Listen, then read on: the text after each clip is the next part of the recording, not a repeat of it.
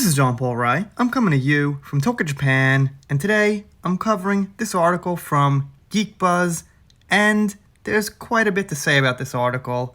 It's called Winona Ryder hired a former federal prosecutor to block the use of her testimony in last summer's Johnny Depp trial. Now, first of all, I'm going to say this, and they actually mention this in the article, that, this case is about abuse between two people, and it's also about who did the abuse and who has the evidence. So even if we didn't have Winona Ryder and Vanessa Paradis, it wouldn't really actually matter as far as proof of abuse. It's a nice thing. It's kind of like icing on the cake, but it's not completely necessary.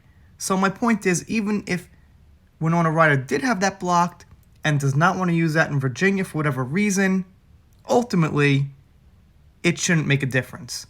So it says, speaking to a reporter is one thing, testifying to it in court of law is quite another, and any deposition Ryder made about the case has likely been nullified.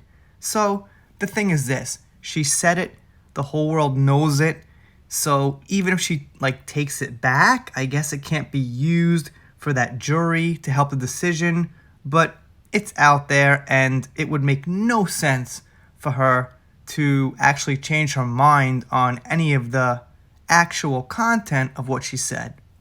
Followers of the case might also recall the expected testimony of Ryder and of Depp's ex-wife, Vanessa Paradis, never happened during last summer's libel trial in the UK, which is true. We did think that those testimonies would be used, but they weren't. Depp's legal team seemingly decided their testimony wasn't needed. The judge then ruled their statement should be made available to the press, even though Team Depp didn't call them because they had quoted in opening submissions. Because they had been quoted in opening submissions. Now we know why it went down like this, at least for Winona. Her witness statement was very similar to her quote in the LA Times and appeared to be written by someone else. Speaking to a reporter is one thing, testifying to it in a court of law is quite another, and any deposition she made about the case has likely been nullified by Rosengart at this point and won't be a factor in next year's case in Fairfax County, Virginia. And by the way, Rosengart is also, right now, Britney Spears' lawyer for her ongoing legal issues with her father. Okay, and they go on to say, now the Hollywood Reporter reveals in their piece of Hollywood's top 100 attorneys that Winona Ryder secured the services of former federal prosecutor Matthew Rosengart to block her testimony in Mr. Depp's UK libel trial last year. Much of Depp's defense rested on several former romantic involvements, ardent insistence the fading former A-lister was never violent towards them. Followers of the case will immediately consider statements by the Stranger Things actress in an LA Times piece in which she said he was never that way towards me, never abusive at all towards me. I only know him as a really good, loving, caring guy who is very, very protective of the people that he loves. And here their attitude kind of takes a little turn for the worst. Defenders of Depp conveniently ignore the entire quote that was more of the cuff. I can only speak from my own experience. I wasn't there. I don't know what happened. I'm not calling anyone a liar. Well, I don't think that was the cuff. I think that was something just to cover her own ass, basically. I mean, she wants to defend Johnny, but she doesn't want to start shit. She doesn't want to get into her own, complications and fights with Amber. So she defends Johnny, and then she adds kind of this little insurance at the end to just say, I don't want to ruffle things up, but I want to defend Johnny. These linguistic gymnastics gave the actress a little wiggle room in any further statements on the case, especially considering an earlier remark where she said her first boyfriend, when she was 18, used to smash everything. Winona was 17 when she began her 4-year relationship with Depp and has called him her first boyfriend. Now, that's not exactly linguistic gymnastics.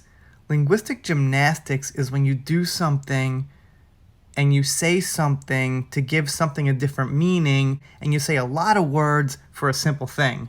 So she's not doing that. She's putting in two very clear statements in what she's saying.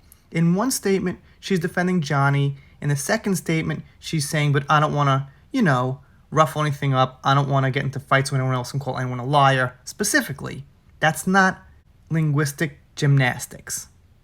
They speculate a little bit. Will parody amend her story next? This news comes on the heels of a newly revealed deposition from 2018 in which Tracy Jacobs, Depp's manager of 30 years, declared his drug and alcohol abuse makes him angry, hostile, and incoherent. Based on what she'd seen, Ms. Jacobs testified she believed he did in fact abuse Amber Heard.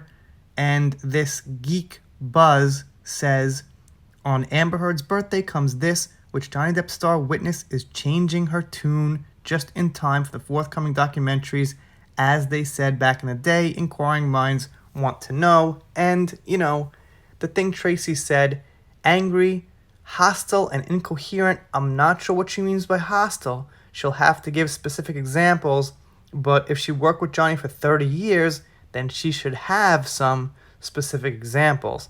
30 years is a really long time, so I'd assume in 30 years she would have more than examples of memory. She should possibly have some kind of evidence. But anyway, that's just her hearsay. I don't care about hearsay. I care about authentic photos, audio tape, and videotape, like the stuff we have against Amber Heard. The hearsay, don't care. In the end, okay, it's something. I'll hear it out. We'll hear it out on both sides, but the real thing that matters is the physical evidence and the facts of what happened. Like, I don't know, getting a finger cut off, something like that.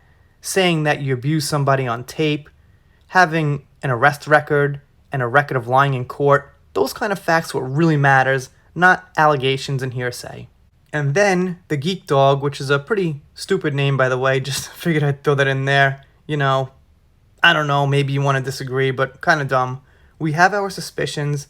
Johnny Depp, Amber Heard, which ex of Johnny Depp is about to accuse him of domestic abuse.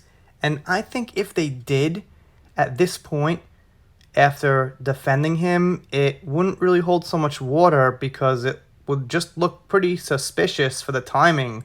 Like, why the fuck would you defend Johnny Depp for however long, all these months, all these years, let your statements be out there in the news, and then all of a sudden, when the case starts to come closer, you change your mind after 25 years or 30 years or whatever? That doesn't make sense. That just sounds like someone knocked on a door and said, got a couple of $1 million here. Could you just say, that you changed your mind about what you said about Johnny? And that seems like a more realistic possibility than just coincidentally changing your mind about something that is so clearly opposite of what you said in the past.